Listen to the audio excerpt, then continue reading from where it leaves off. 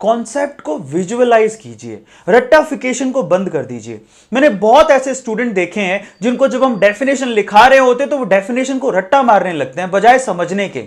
आप जितना चीजों को विजुअलाइज करोगे, अपनी लाइफ से जोड़ के देखोगे, उतना ही चीजें ज्यादा समझ में आते हैं। इवन साइंटिफिक जितनी भी चीजें हैं वो आपकी लाइफ से रिलेटेड हैं। अगर आपके सामने कोई नई चीज आ रही है तो उसको अपनी लाइफ से रिलेट करके देखिए, उसको विजुअलाइज करने की कोशिश करिए। आपका माइंड विजुअलाइज चीजों पर ज्यादा काम करता है एज कंपेयर टू रट्टाफिकेशन। तो आप रट्टा मत मारिए, that is so much important. मैं एक सिंपल सा एग्जांपल देता हूं आपको। एक्चुअली एक बार एक टीचर ने असैसिनेशन की स्पेलिंग कही किसी स्टूडेंट को कि आप बताइए कि असैसिनेशन का स्पेलिंग क्या है। तो एक्चुअल में क्या हुआ, बच्चे उसको बता नहीं पाए। असैसिनेशन का स्पेलिंग थोड़ा बड़ा है, बच्चे उसको विजुअलाइज नहीं कर पाए। लिख भी दिया तो भी, लिखने के बाद भी उनको याद नहीं हुआ। तो फिर हमारे जो सर थे जिन्होंने भी एग्जाम्पल दिया, उन्होंने एक सिंपल सा ट्रिक बताया।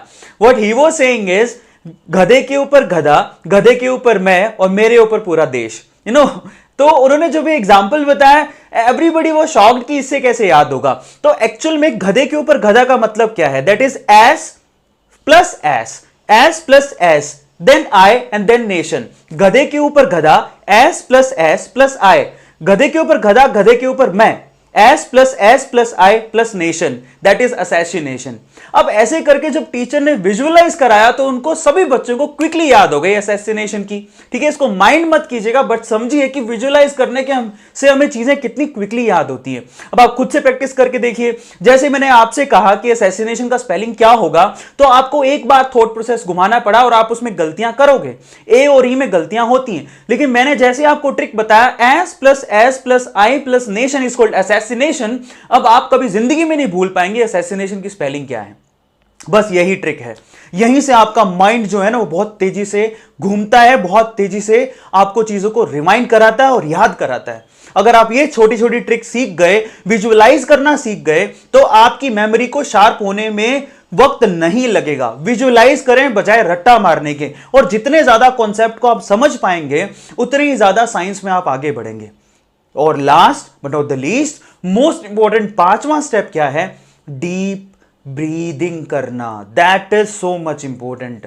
जब हाफ एन आवर का ब्रेक ले रहे हैं तो उस 5 मिनट में आपको सिर्फ खाने के लिए किचन में नहीं जाना है, आपको कम से कम 7 से 8 बार डीप ब्रीदिंग करनी है, लाइक दिस। डीप ब्रीदिंग करनी है। आप डीप ब्रीदिंग के भी तरीके हैं। इसमें जब आप सांस ले रहे हैं उसके बाद कुछ पल रुकिए, उसके बाद फिर सांस को छोड़िए। इससे होता कुछ यूं है कि आपके माइंड में कंप्लीटली प्रॉपर तरीके से ऑक्सीजन पहुंचता है और उसकी वजह से आपका माइंड का स्ट्रेंथ इंक्रीज होता है, कंप्लीटली उस लेवल पे पहुंच जाता है जहां से आपको थकान महसूस ही नहीं होती है।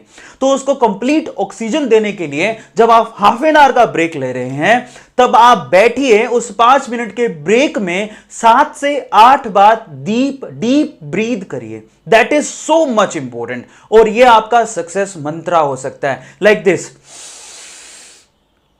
रुक जाइए और फिर रिलीज।